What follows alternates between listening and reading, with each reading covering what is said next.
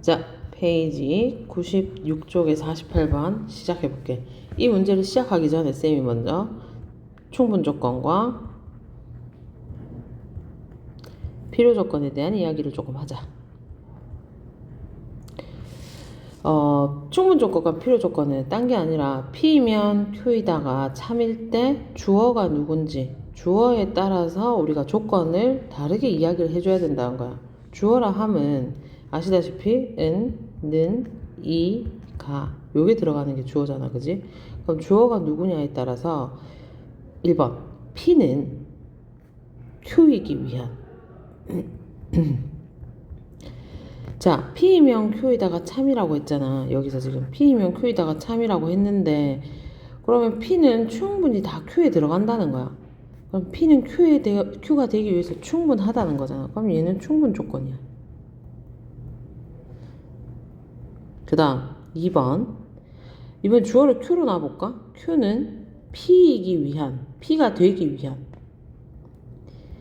그럼 이것도 한번 보자. 아니 이미 포함관계, 얘가 참이기 때문에 포함관계는 이렇게 만들어져 있는 상황이잖아. 진리집합에서. 그럼 여기 있는 이런 Q들이 P에 들어가려면 조건들이 더 필요할 거 아니야. 그래서 Q는 P이기 위한 필요 조건이다. 이렇게 되는 거야. 그러면 여기서 우리가 늘 이제 헷갈리면 안 돼. 수학은 헷갈리면 절대 아니다. 그죠? 그럼 여기서 헷갈리지 않기 위해서 쌤이 이런 이야기를 할 수가 있겠다. 조금 더 눈에 들어오는 색깔 없나? 이런 걸로 한번 적어볼까? 아, P이면 Q이다 이렇게 적혀 있을 때 화살표가 요렇게 가면 포함관계가 요렇게 되는 거니까 충분이랑 같이 다녀라. 그 다음에 P이면 Q이다 여기서 만약에 화살표가 요렇게 간다. 그럼 포함관계가 요렇게 되고 필요 조건이야. P는 Q이기 위한 요렇게 되면 요렇게 되고 충분이고 요렇게 되고 요렇게 되면 요렇게 되고 요렇게 되면 필요다. 요렇게 한 세트로 외우고 다니라는 거야. P는 주어가 P일 때. 자, 그럼 이제 문제를 한번 보자. P진리집합은 뭐냐? P진리집합은 A의 제곱 플러스 B의 제곱은 0이다. 그러면 A가 0이고 B가 0이어야 된다는 거고, 그 다음 Q 진리집합은 A로 묶으면 A-B가 0 돼야 되거든. 그러면은 Q 진리집합은 아마도 A가 0 또는 A는 B이다 이렇게 될 거고, 그 다음 R 진리집합은 R은 봐봐라. 이건 이야기를 좀 해야 되네. A 세제곱 빼기 B 세제곱은 0이다 바꾸고 인수분해를 하면 어쨌든 A, B는 실수거든. 실수에 대해서라고 먼저 이야기가 돼 있기 때문에 인수분해를 해서 얘는 허수로 가자. 허근. 그래서 얘만 만족하면 된다는 거야. 그래서 R은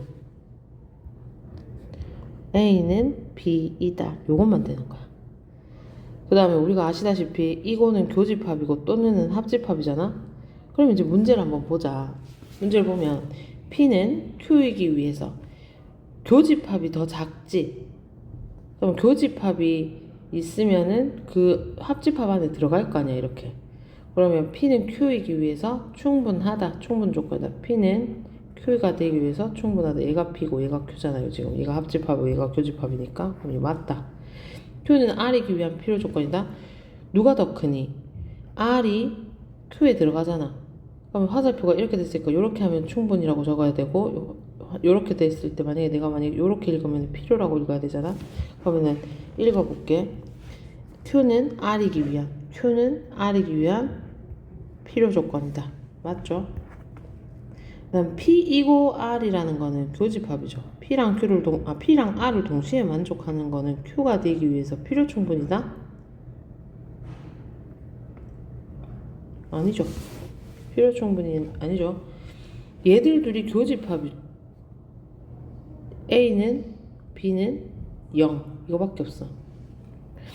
근데 Q는 뭔데? Q는 필요 충분이 아니야. Q 안에 들어가잖아 지금. 요 조건이 Q에 들어가잖아. 그러니까 필요 충분이 아니라 그냥 충분 조건으로 가야 되겠지. 오케이? 그래서 답은 기읍과 니은이다. 끝.